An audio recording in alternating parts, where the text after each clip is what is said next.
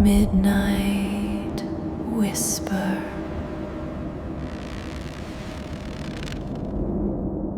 Deep in a whispery, moonlit forest, where shadows danced and trees told ancient secrets, lived a little ghost named Gus. Now, when you think of ghosts, you probably think of spooky sounds, rattling chains, and maybe a bit of a chill down your spine. But Gus wasn't like that at all. He was a soft, glowing, see-through little guy, and the only thing he wanted to do was make friends. The problem was, being a ghost came with a certain reputation. Whenever Gus floated cheerfully toward a family of rabbits nibbling on clover, they'd see his gentle glow. Their ears would shoot straight up, and poof, they'd disappear into their burrow in a flash of white tails. When he tried to say hello to the wise old owl perched on a branch, the owl would just hoot once, wide-eyed, and silently swoop away into the darkness.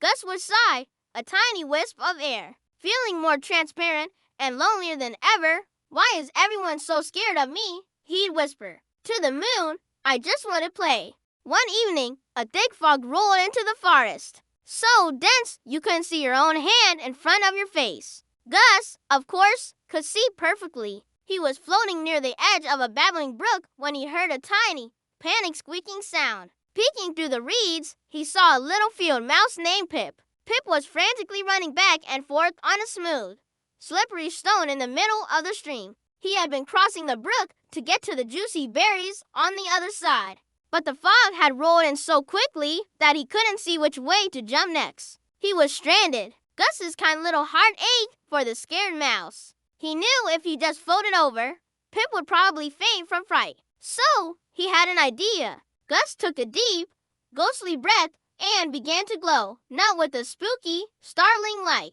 but with a soft, warm, steady luminescence, like a gentle lantern. He positioned himself just above the next stepping stone, illuminating it clearly. Pip stopped his frantic squeaking. He blinked his tiny black eyes, looking at the glowing orb that had suddenly appeared. It wasn't scary, it was helpful. He cautiously hopped onto the lit-up stone. As soon as his paws were safely on it, the light moved again, hovering over the next stone, creating a clear path for him. Stone by stone, Gus guided Pip across the stream. When Pip finally hopped onto the soft moss of the riverbank, he turned to thank the strange light. Gus, feeling a bit brave, let his form become a little clearer. He gave a small, shy wave. Pip's eyes went wide for a second, but then he remembered the warm, guiding light. This wasn't a scary specter.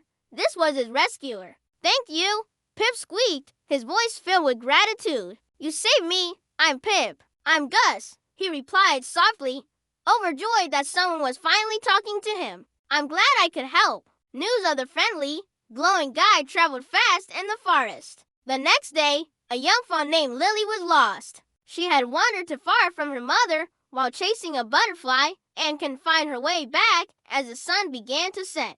The forest was getting dark and scary. She whimpered, her big brown eyes filled with tears. Pip, who was nearby, remembered his new friend. He scurried up a tall mushroom and called out, "Gus! Gus, we need your help." A moment later, a gentle glow appeared among the trees. Gus floated toward them. Lily flinched at first, but Pip quickly ran to her side. "Don't be scared," he chirped. "That's Gus. He's a friend. He can light up the path."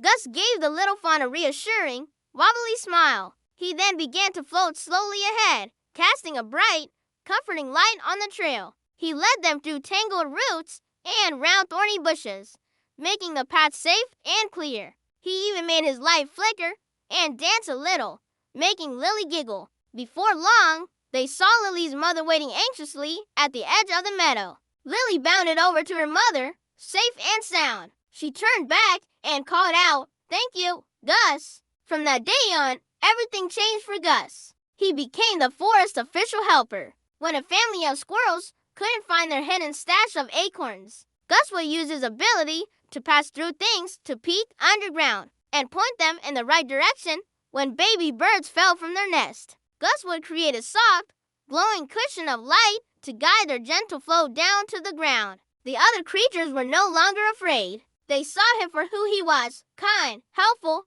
and a little bit shy. They would greet him with cheerful chirps and happy chitters. The rabbits would wiggle their noses in a friendly hello, and even the wise old owl would give a soft, respectful hoot whenever Gus floated by. One sunny afternoon, all the animals gathered in a clearing for a special forest festival. There were berries to eat, nuts to crack, and flowers everywhere. But this year, there was a guest of honor. Pip the mouse stood on a toadstool and announced, "This party is for our dearest friend, Gus." All the animals cheered. Gus, who had been hiding shyly behind a large oak tree, floated into the clearing.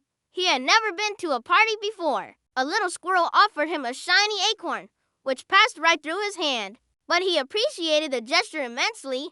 A young bear cub tried to give him a hug and giggled as he passed right through Gus's middle. They played games all afternoon.